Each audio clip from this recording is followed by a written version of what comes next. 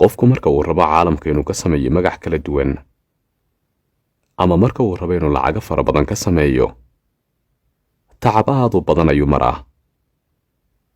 waxa laga yaabaa markaad kubadda cagta daawanaysid inaad ku raaxaystid gurigaaga dhexdiisa adigiyo markaa u kala heelinaya labada naadi ama labada qaran aad daawanaysid.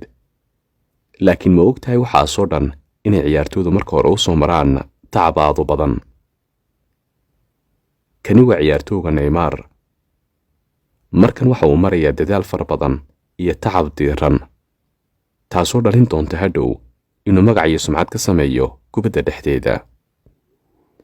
ciyaartooyga caanka ka ah caalamka ama ciyaartooyga lagu iibsado malaayiinka dollar ma ogtahay subaxii inuu xil hore kaco habeenkiina inuu xil hore seexdo.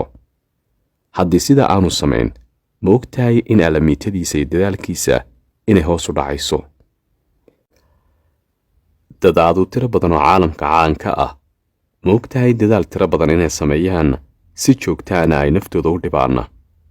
haddii naftooda aanay dhibinna ma suurtagelayso waxay doonayaan inay helaan. haddii adigu aad iska jiibsanaysid oo aad seexanaysid hadhowna aad ku riyoonaysid inaad horumar ka gaadhin caalamkan kala duwan way kugu adkaanaysaa. malaayiin dollar haddii aad haysatid oo markaa isdhigatidna waxaa suurtagala in malaayiinkaaba aad weydid magacaaguna uu hoos u dhaco.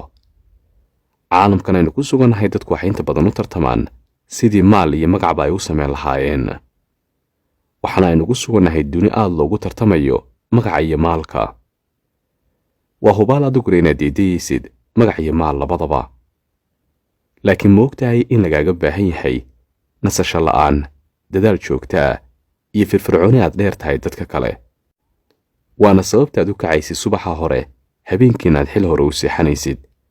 haddii hurdadaadu ay wanaagsanaato waxaa suurtagelaysa in maalintaaduna ay aad u wanaagsanaanaysid oo aad qabanaysid shaqooyin cajiib ah oo maalintaa dadku ay la dhaxaan. waxaasoo dhan waxaa ka horeeya in marka hore naftaada aad aaminsan tahay inay wax qaban karayso. taasina waxay kuu suurtagelinaysaa in marka aad la mid noqotid dadka caanka ka ah caalamka ee magaca iyo malaayiinkaba ka sameeyey. iyagoo ma seexdaan oo aad ay u dadaalaan si ay qeyrkoodu dhaafaan.